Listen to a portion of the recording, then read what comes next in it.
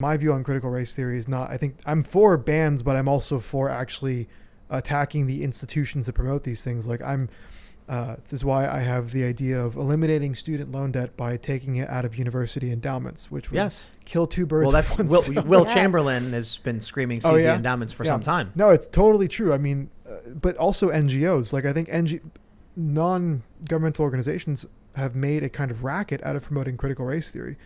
I think these also should be they shouldn't exist. I want to show this graphic from this cartoon from Political Humor on Reddit. It says, then, and there is some, white man bearded with a Confederate shirt. And he says, we must preserve our heritage. And there's like a Confederate statue of the flag. And it says, now. And it's the same guy ripping up a piece of paper that says critical race theory. And he says, we must bury our heritage. And then on the blackboard, he's in a school, it says 1921 Tulsa Massacre. And there's a cop writing lesson banned. It's like... It's almost as on the nose as Ben Garrison's comics. And there's like sad little kids of varying races looking at him doing it, and the sad, black teacher. And I'm like, the funny thing is, they rely on false arguments in an effort to push back. Yeah. As if James Lindsay is a Confederate. Like Christopher Rufo, James Lindsay and Christopher Rufo, the most prominent voices opposing critical race theory, have literally nothing to do with an old white man wearing a Confederate flag. Yeah. James Lindsay actually, in a moment of confusion, attacked me as I think a promoter of critical race theory, because I made a joke about how some Latinos are like white adjacent, and he attacked me. he like attacked me because I don't know. I think he thought I was like a critical race theorist or something. But no, you're right. I think Lindsay is one of these guys who's, I think he's just like a liberal, isn't he? Like a classical liberal centrist. Traditional. He's harmless. Classical liberalism is more like libertarianism. He's totally harmless, and yet, because he argued that, look, the logical conclusion of telling people that whites are the root of all evil and are to blame for everything, in the words of Suzanne Sontag, if you know who she is, so that the white race is the cancer of human history. If you tell this to people, you're going to start seeing an increase in violence against whites, just like you would against any group. The kulaks. Sure, but you're also going to see a rise in white racial identitarianism, of which critical race theorists are actively calling for right now. Well, the weird D'Angelo thing. But the point is that when Lindsay just made this harmless observation, he was attacked as promoting like the white genocide conspiracy theory. Right. That's the weirdest thing. But wasn't that by Quillette? Yeah, Claire Lehman or Lemon, whatever her name is. Yeah. Quillette's become like particularly pro-establishment, hasn't it? Very strange, right? Yeah, because it's like adjacent to the IDW. But I mean, look, the whole like identitarian thing is if you're going to have a society where you have the Hispanic caucus and the Black caucus, and every group is allowed to have an identity, and as part of that, a sense of dignity, like it's okay for me to be Black or it's okay for me to be Hispanic or whatever, and you deny that to whites, do you see the problem with this? Do you see the problem with having a Black caucus and a Hispanic caucus, but then you tell white people you're not even allowed to think of yourself in terms of a member of a group? Like it's a kind of problem that creates itself. So I think I'm not sure who, but somebody rather mainstream. I think Dave Riaboy made this argument recently. Like, look, you literally can't have this society. It will collapse on its own terms, and I agree with that. One thing about critical race theory I've been thinking a lot about is I see this push to ban it, to make it stop. Like, stop, make it go away. No more. That's not going to work, because I do agree that we shouldn't be indoctrinating children with a racial theory in school, but we need to educate people about what critical race theory or critical theory is implicitly. If we know what it is, we know what to look out for. Well, hold on. When I grew up, I was told by my teachers classically liberal ideas. I was told not to judge people based on the content of their character or the color of their skin. The schools told kids this, and it was accepted. They said not to be, hateful or homophobic and all that stuff.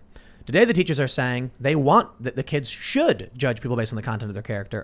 They should judge people based on the color of their skin and not the content of their character. The point is, even if you say we're banning critical race applied principles, the teachers still will say these things and still believe these things.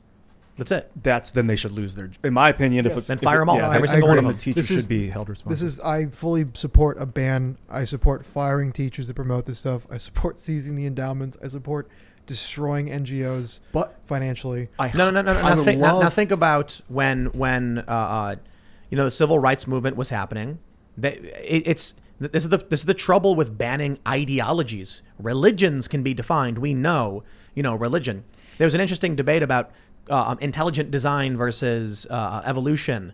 And people are like, intelligent design is just religion because it's not in science.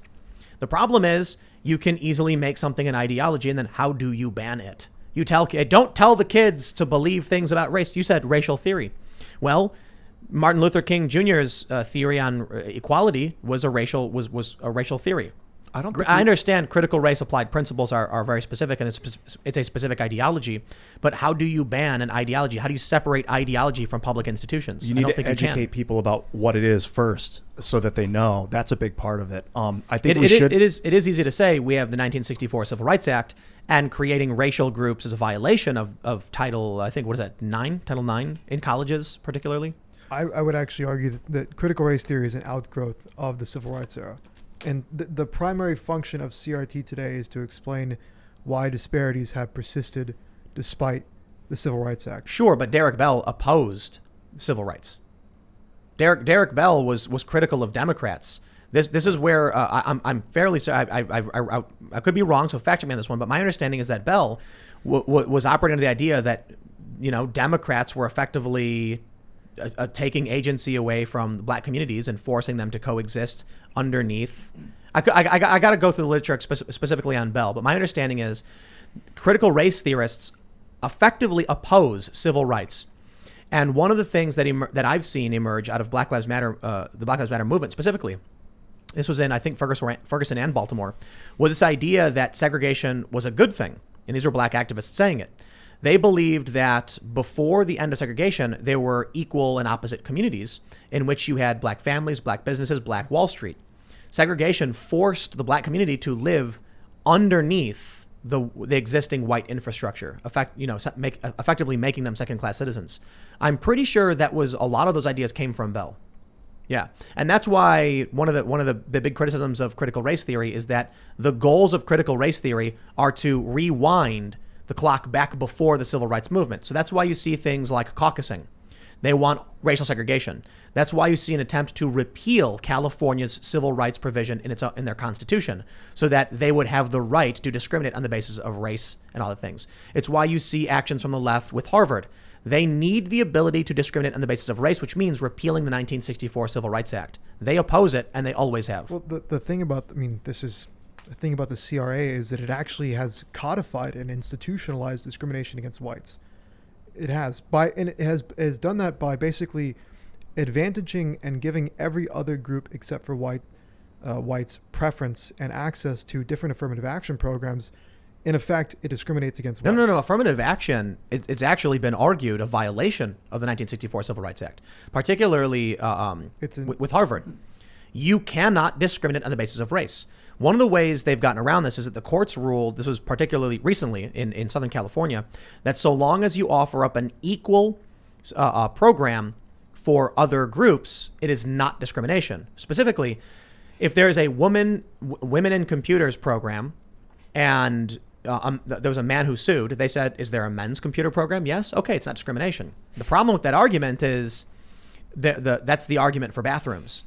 If you're offering up an open bathroom to all, then anyone should be able to use any, I'm sorry, it's if the problem with that argument is the racial argument.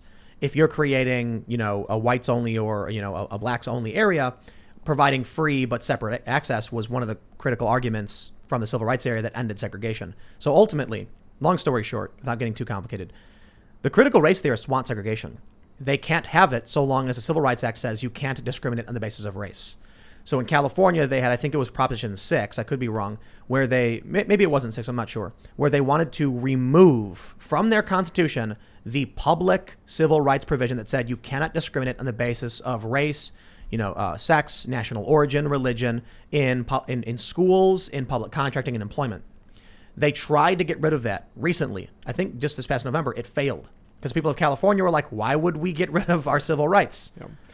Yeah, I think you can find these examples of these situations where people can successfully, I guess, find recourse against this stuff to the CRA. But the fact is that affirmative action, things like that, is actually the outgrowth of the CRA. And but that makes no sense. It does when you consider that the provisions of the Civil Rights Act were intended to kind of like, let's say, catch blacks up and initially blacks, but the provisions ended up extending to homosexuals, to immigrants, and to women. But the reason the Democrats are arguing they can't implement these programs because of the civil rights provision. I haven't heard that argument. You need to read about the prop. Let me see if I can Well, pull my it. point is that you're right. There probably are these instances where people say these things, but generally speaking, the legacy of the Civil Rights Act has been the culture of affirmative action. I think, and part of it's confusing because people thought No, it wasn't Prop 6. That was road repair. People thought they were going to get this colorblind thing, right? And when you look at like the rhetoric of MLK, you also see that there's the famous 16, quote, maybe it was the famous quote, judging people by the content of their character instead of the color of their skin. But MLK explicitly supported affirmative action programs. He saw no contradiction between something like the Civil Rights Act and affirmative action. 16. I was wrong. It was Proposition 16. Proposition 6 was like the roads repairing act or something like that. Anyway, it's called the Affirmative Action Amendment. Federal level Democrats started campaigning on behalf of California, saying California should have the right to discriminate on the basis of race in schooling and public jobs for the sake of fixing racial disparities.